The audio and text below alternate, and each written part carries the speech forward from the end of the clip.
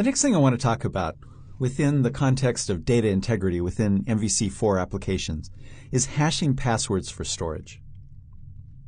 Unfortunately, it's extremely common to store passwords in either clear text or encrypted. The advice I have for you is never do either. Presumably, someone would consider doing either of these in order to provide a mechanism to retrieve passwords, either automatically via email, presumably and hopefully after making the user run through some kind of gauntlet to make sure that they are who they say they are, or through some customer service contact. Okay, but this is a problem. Clear text means that an attacker only has to breach the database or whatever data store these passwords are being stored in. And encrypted means that there's a mechanism to decrypt that data. So encryption is better than clear text, but it's only slightly better. But once again, when an attacker, not if, but when an attacker gets control of your web application, they'll have control over that mechanism, and they'll be able to decrypt those passwords. So in either case, there's a vulnerability that an attacker can exploit to recover passwords. And I'm afraid that this happens almost weekly with some information leakage to some large databases of login credentials. And you hear the news all the time where something like that happens. And you might think that, well, our website is just a news aggregator that doesn't store personal information. So if we're breached, it's a pain and a hassle for us, but no big deal to users. Ah, but it is, my friend. The sad reality is that users all too often use the same passwords on multiple sites. So you should think in terms of having the login credentials to every single one of your users' online banks and other financial institutions, because I almost guarantee that within your password database, you'll find the login credentials to major banks. All right, so I realize that we can blame users for their sloppy security practices, but I assure you, they won't think that as they leave your site forever after a security breach. Or worse, sue you for exposing them to financial loss and identity theft, which again happens weekly. So instead what you want to do is store only salted hashes of passwords. Then, when you need to authenticate somebody logging into your site, you compare the hashes when the user log in. So you compute the hash of the password that the user just entered in the form, and then you compare it to the hashed value that you have. And that way, you only have the clear text password once when the user creates an account. So this is a much more secure way of doing things. Okay, so I mentioned salt. What's this salt thing? A problem with hashing is that if you hash the same clear text repeatedly with the same algorithm and other parameters, you end up with the same resulting hash value. So if an attacker obtains a large database of hashed passwords, there may be some identifiable duplicate passwords, and that gives the attacker a big edge in breaking your authentication system, because they can use a widely available database of hash values to reverse engineer the password. So that's where the salt comes in. It's a random value that you essentially add to the password string and then hash the combination. The nice thing about salt is you don't even have to protect the salt string because it's useless in discovering passwords. It just needs to be different for each password that you hash. All right, so let's take a look at how you can hash passwords and how to use them for authentication. So I'll go ahead and run the application first in Internet Explorer and click on password hashing. Okay, so here's this form. So the first thing I need to do is create a password, so simulating somebody registering on your site. So Carol is one of my favorite people in the world, so I'll create a password like that. So I'll create the password, okay? And no, I don't want you to remember form entries, but thank you. Okay, so it hashed the password Carol. It dynamically generated this salt. So that's a random string of characters that it essentially concatenates onto the password itself and then hashes it, and this is the resulting hash. So this is what you would store within the database. And so every time that Carol logs in, you would take the password that she enters, hash it using the same salt value, and then compare the hash to that. If they match, she entered the correct password. If she didn't, then she didn't. All right, so another thing we can do is we can check a password against that hash. So I'll go ahead and compare Carol to Carol, check the password, and the passwords match. Cool, okay. So let's compare it to 1, 2, 3. Passwords don't match. Okay. All right, so very simple kind of application, just kind of simulates some of the same sort of actions that you need to do when you're authenticating a password using this technique. But the nice thing is that by hashing it, we're saving something that would be incredibly difficult to use in order to attack our site. Okay, so let's take a look at the code behind all this. So the first thing I want to look at is the view. So nothing all that really interesting here. I have a couple of forms. Both of them post to the password action method. I have a hidden field here that indicates whether I want to create the password or check the password. And then I have a label that prompts to enter your password, and then a text box. And pretty much the same thing down here, except I'm going to use password check as opposed to password create. And the two text boxes have different names that are going to be assigned to them, password create and password check. And then each of the forms have a check password button. Okay, so I kind of overloaded this a little bit, and I had to write the code in such a way to handle having a form and a page that did both of these. But typically, they're going to be separate forms. They're going to be separate action methods entirely, and so it's a little bit cleaner. So I simplified it for the purpose of this demo. So now let's take a look at the controller. So here's the original action method that I used to load that view. So password hashing, just display the view. Okay, and that shows that view right there.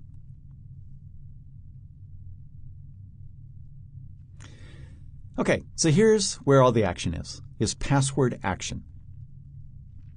So the first thing is this action method gets an object, password model, that contains all of the form fields. So I'm going to have something for this hidden action called hidden action, something for password create, and down here I'll have something for hidden action once again, and password check. Okay, so I'm going to come back over here and let's take a look at this definition. So nothing special here. It's just a model. It's within the security. This is the name of the application. I put it in the models folder, so Visual Studio put it as part of the security.models namespace, and then it just has properties for all three of the form elements that I can get from that form. Every invocation is only going to use two of the properties. If I'm creating a password, I'll get hidden action and password create. If I'm checking a password, I'll get hidden action and password check. Okay? So the model could certainly be improved, but again, I wanted to keep things simple. All right, back over to Home Controller. So the first thing it does is it checks to see if password create is null and if it's equal to create. If password check is null and hidden action is equal to check. Okay?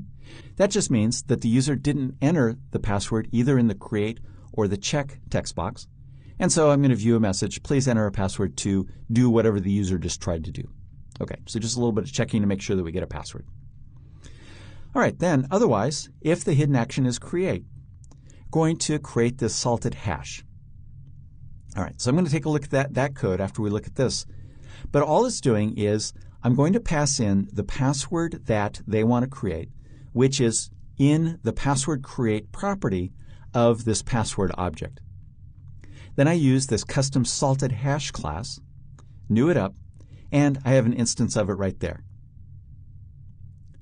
And then I'm going to simulate storing the hashed password in salt. This is where I would typically have some kind of database access code in order to save the value out to a database. Again, to keep things simple, I'm just putting it in a session variable called hash password. And then when I check it, I also need access to the salt, so I'm going to store that within a session variable as well. And a typical thing to do is save the salt within the same table as the table where you store the hash password. All right, so they're stored side by side.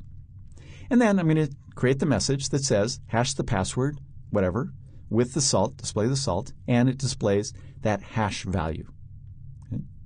Because as soon as I execute this constructor, it goes ahead and creates that hash, and I can read it using that hash property. And it also creates a salt value, and I can access it through the salt property right there. Okay, so that's creating the password first. All right, then I have the code that checks the password. So this is the code that is simulating the case where somebody is trying to log in and you need to authenticate the password. So the first thing I need to do is get the hashed password. So this is reading it essentially from the database in a real application, but now it's in a local variable. Now I need to cast it to a string rather than using toString because this could be a null value, and null values don't have a toString method. Okay, so either I have a null or a hash password there. And then I also need to get the salt. And once again, I'm essentially reading that from a database, in this case just from a session variable. All right, so if the hash password is null or the salt is null, I have to create a password first. It just means that the user hasn't created the password. Otherwise, I'm going to use the verify method of the salted hash object, pass in the salt, the hash password, and the password that I want to check. So this is the password that the user just entered, and that I need to verify against this hashed password. And this method is going to return a Boolean value. So if it returns true, passwords match. If it returns false, passwords don't match.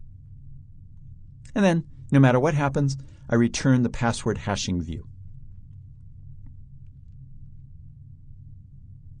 Okay, so the last piece of the puzzle is this salted hash. So I'll go ahead and go to definition, and here's this class. Now this is something that CrackStation essentially defined the rules for, and then John Canning came up with a version of it based on CrackStation's rules. And I modified what he had done. Okay, so this is adapted from some stuff that I found that turned out to be a very useful class. All right, so I have a public method, readable, writable method, but it's only writable privately within the class for the hash and the salt. So here's the constructor. It takes that string password. Now, when you're working with encryption, whether it's hashing or full encryption within the .NET framework, you have to get used to working with byte arrays. So I'm going to new up a new byte array called salt bytes, has 32 bytes. And then I'm going to use a random number generator in order to get some non-zero bytes of that specified size. All right, so once this executes, I have my salt. And I convert it to a base 64 string. And that's my salt value, and I assign it to that property. And then I'm going to concatenate the password with the salt bytes. So now I have a new byte array called password and salt bytes. And that's what I'm going to use to compute the hash. And I assign that to the hash property. Okay, so here's the compute hash method. It takes in an array of bytes. In this case, I'm using the SHA-256, a very, very strong secure hashing algorithm. And I create a new SHA-256 object using the create method. And then to hash it, all I need to do is compute hash, pass in the bytes, and then convert it to a base 64 string. And then I return that.